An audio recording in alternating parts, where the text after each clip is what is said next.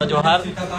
आज सीतापार टोला के हमारे समक्ष पूरे ग्रामवासी आए हैं, मातृशक्ति पितृशक्ति सभी लोग, और इनकी सबसे मूल समस्या यही है कि ये 20 साल से वहाँ पर निवास कर रहे हैं, 20 साल से जगह में रह रहे हैं, लेकिन वहाँ कॉलेज बन गया है, कॉलेज की बाउंड्री बन रही है, तो बाउंड्री के नाम पे इनको सीधा तहसीलदार चौरई ने इनके घर तोड़ने के लिए इनको बोला है। तो इनका सीधा निवेदन है कि 20 साल से हम एक जगह निवास कर रहे हैं और हमारे घर अगर आप तोड़ेंगे तो बिल्कुल उचित नहीं है। तो संबंधित जिला कलेक्टर महोदय और तहसीलदार और सभी को पूरे ये सीतापार ग्राम पंचायत, गांव का नाम क्या है, लमान गौंडी है ना, शनि मंदिर के पास ये है। तो इनका मैं प्रशासन से और सबसे मैं यही निवेदन करता हूं कि सर्वप्रथम इनको जगह आवंटित किया जाए। उसके लिए हमने विधिवत तौर पे सचिव, सरपंच और पटवारी को बोल दिए हैं कि इनका घर ना तोड़ा जाए। 20 साल से पूरा परिवार वहां पर निवास कर रहा है और 20 साल से कोई व्यक्ति अगर रह रहे हैं और उनका घर अचानक अगर आप तोड़ दें तो बिल्कुल उचित नहीं है। और ये छिंदवाड़ा मॉडल की भी एक खासियत हम बता दें कि इनको अभी तक पट्टा मिल जाना चाहिए था। 20 साल से आप रह रहे हैं, अभी तक पट्टा जारी हो जाता, प्रधानमंत्री मुख्यमंत्री आवास आपके नाम आवंटित हो जाना था,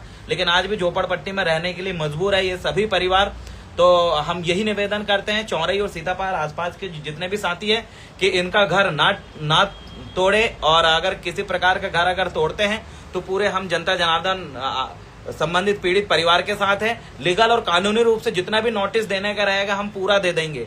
और हम यही अपील करते हैं कि घर तोड़ा ना जाए, उससे पहले इनके रहने की अतिरिक्त व्यवस्था करें। उसके बाद जो भी बिल्डिंग और इनको दीवार बनाना है प्रशासन को, तहसीलदार को, वो बनाए। लेकिन अगर आप इनका घर तोड़ के अगर सीधा बनाने की सोचेंगे तो ये उचित कदम नहीं है।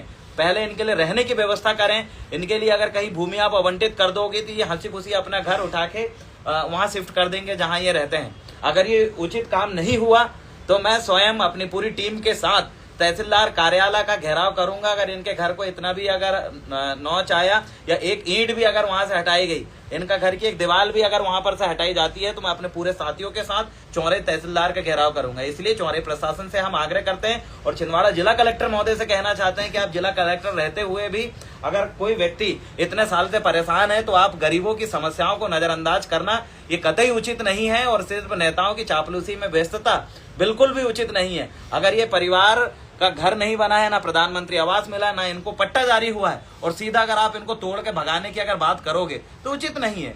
आप जब वोट लेते हो, सरपंच चुनाव हुआ, जनपद चुनाव, जिला पंचायत चुनाव, विधायक चुनाव, सांसद चुनाव में आपने उसी मकान के नाम पर इनका वोटर आईडी बना लिया, परिचय पत्र बना के आप वोट लेते समय तो उसी घर में बिजली और सब कुछ ले लेके आप टैक्स ले लेके आप सब कर देते हो। वोट लेते समय आपको याद नहीं आता कि कौन व्यक्ति झोपड़पट्टी में रहता है, कौन नहीं रहता, और वोट लेने के बाद आप बोलते हो कि ये मकान अलग अवैध और आप यहाँ से भाग जाओ। तो ये उचित नहीं है। उचित यही है कि इनके लिए रहने के लिए अतिरिक्त व्यवस्था करें।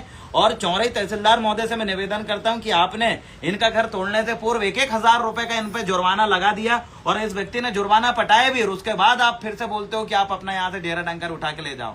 तो ये जो गुंडागर्दी, जो तानाशाही, जो गरीब परिस्थिति है हमारे गरीब वर्ग के लोगों के साथ जो छिंदवाड़ा जिले के अंतर्गत हो रहा है, ये बिल्कुल भी ठीक नहीं है। और अगर हर कोई व्यक्ति शांत बैठेगा, कोई कुछ नहीं बोलेगा, अगर प्रशासन ये सोच रही है तो ये गलत है।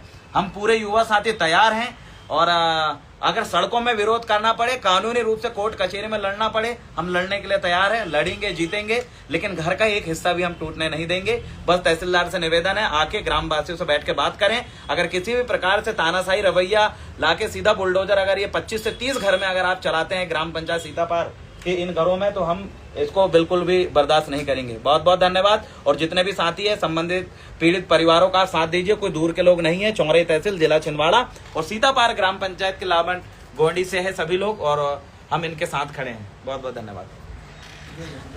अच्छा, मैं ये कहना चाह रहा हूँ, अगर मैं आपसे ये भी कह रहे हैं, अगर कोई भी व्यक्ति, प्रशासन अगर आपका घर तोड़ने के लिए आता है तो अपने घर का एक भी हिस्सा मत उजड़ने देना, ठीक है। आपने वोट दिए उसी घर में रह के, आपने 4 बार विधायक बना दिए, उसी घर में रह के सांसद बना दिए, उसी घर में रह के वोट दे के आपने सांसद बनाए, सरपंच बनाए, जनपद बनाए, जिला पंचायत बनाए। तो ये लोग जब वोट लेते समय तो ये सनसन वोट लेते हैं, सब वैध है, सब सही जगह रह रहे हो करके तुम्हारा पता भी डाल देंगे, मकान नंबर भी डाल देंगे, और उसके बाद बोलते जो मकान नंबर इनने दिए हैं, जिस घर में आप रह रहे हो उसका वोटर आईडी दिए, बोलिए गलत है, मकान तोड़ेंगे।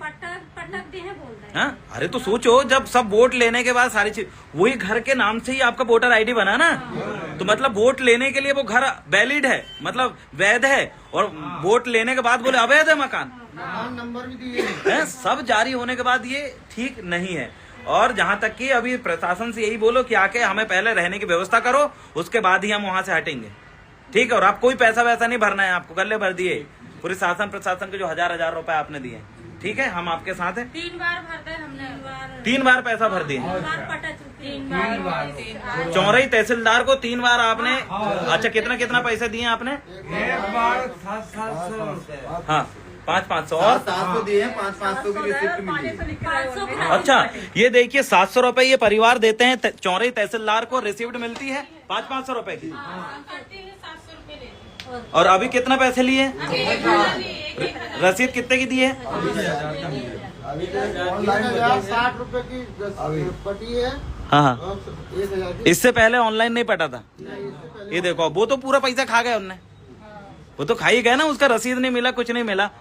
तो ये चीजें जो लूट मारी जो चली है, कहना भैया तहसीलदार की चौरई की, इतना लूट मारी मत करो। लूट मारी होना निश्चित है, क्योंकि जिला कलेक्टर टाइप के ऐसे लोग आ गए हैं जिनको जनता जनार्दन से कोई लेना देना नहीं है। जिला कलेक्टर महोदय आपका आवेदन और आपका जो तकलीफ है उसको नहीं देख रहे हैं। जिला कलेक्टर महोदय सिर्फ कमाई कर रहे हैं। अभी आदिवासियों की जमीन सन कन्वर्ट कराने पे व्यस्त है, बड़े बड़े अमीरों को ठेका देने में व्यस्त है, और सिर्फ वसूली में व्यस्त है कलेक्टर। अभी गरीबों की कितनी समस्या चले जाए। पहले वाले कलेक्टर तो सुनवाई कर रहे थे, अभी वाला कलेक्टर ऐसा आवेदन दे दो, तुम्हारा आवेदन कचरे के डिब्बे में फेंक देंगे वो। इस तरीके से तानाशाही यहाँ जिला कलेक्टर की चल रही है। तो बहुत जल्दी अपन करेंगे, जिला कलेक्टर हटाओ, छिंदवाड़ा बचाओ। अभी इसमें कार्रवाई नहीं होती है तो मैं खुद अभी आ रहा हूँ वहां पर, अपन देखते हैं इसमें जो करना पड़े अपन करेंगे। ठीक है, ठीक, ओके।